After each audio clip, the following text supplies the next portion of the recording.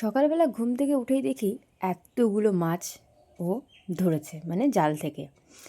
মাছগুলো কি বড় বড়, আর প্লাস পুঁটি মাছগুলো খুব সুন্দর মাছ, একদম টাটকা মাছ।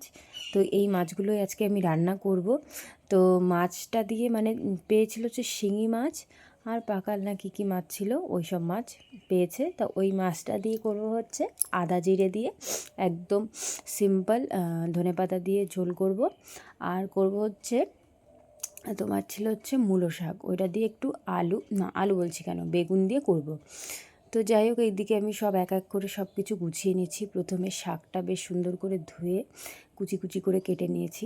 তারপরে তার পাশেই আমি মাছগুলো একটু লবণ হলুদ মাখিয়ে মাছগুলো ভেজে নেব। মাছটা বেশ ভালো ছিল, যেহেতু নদীর একদম টাটকা মাছ। এই মাছ কিন্তু খেতে খুবই ভালো লাগে। তো সব সময় তো এত মাছ পায় না, মাঝে মধ্যে একটু হয়তো বেশি পেলো। আমাদের ঘরের পিছনে জালটা পাতে আর কি, জল আছে অনেক, নদীর জলই এখানে চলে এসছে প্রায় ঘরের কাছাকাছি। তো যাই হোক, এখানে জালটা পেতে কিছু মাছ পায়, ভালো লাগে মাছ ধরতে। আমার তো ভীষণই ভালো লাগে মাছ ধরতে। আমি যাই না ঠিকই, কিন্তু মাঝে মধ্যে ওকে দেখি, মনে হয় কি আমি চলে যাই। তো যাই হোক, আজ হাতেই বেটেই মশলাটা করব, যেহেতু মিক্সিটা ভালো ছিল না। তো যাই হোক, এদিকে আদা আর জিরেটা প্রথমে বেটে নেব। এই হাতে বেটে কিন্তু মশলাটা করলে বা রান্না করলে কিন্তু খুবই ভালো লাগে, আর মানে তরকারির স্বাদটা যেন দ্বিগুণ বেড়ে যায়। এটা আমি আগে বিশ্বাস করতাম না, আমি ভাবতাম যে মিক্সিতে করলেও একই, হাতে বাটা করলেও একই, কিন্তু না, সত্যি সত্যি দুটোর স্বাদই একদমই মানে সম্পূর্ণ আলাদা। মিক্সিতে আমি রান্না করব, মাংস হোক, মাছ হোক, বা যে কোনো জিনিসই হোক, ভালো লাগে, খারাপ লাগে না। কিন্তু হাতে বেটে যদি আমি সেই মাছ কি মাংস বা যে কোনো জিনিস রান্না করি, তার স্বাদটা কিন্তু একদম পরিবর্তন হয়ে যায়, একদম আলাদা। সত্যি ভালোই লাগে। সে যেইভাবে বাটি, একটু কষ্ট হয়, মানে কষ্ট তো কিছুই না, বাটা হয় না যেহেতু, অভ্যাস হয় থাকে না, ভালো লাগে না। কিন্তু মাঝে মধ্যে যখন কোনো কারণে মিক্সিটা খারাপ হয়ে যায় বা কোনো কিছু হয়, তখন গিয়ে হাতেই বাটি।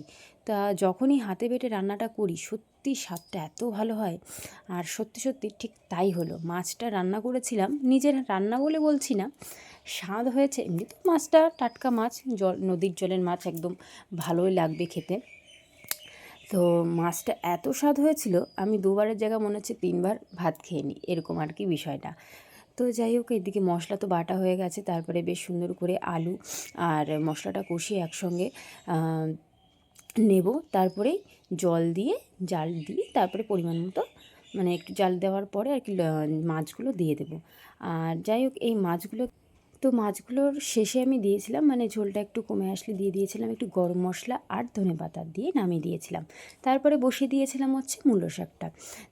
রান্নাবান্না কমপ্লিট হয়ে গেলে তিনজনে খেতে বসে পড়েছি। খাওয়া দাওয়া হয়ে গেলে সেরে ফেললাম চানটা।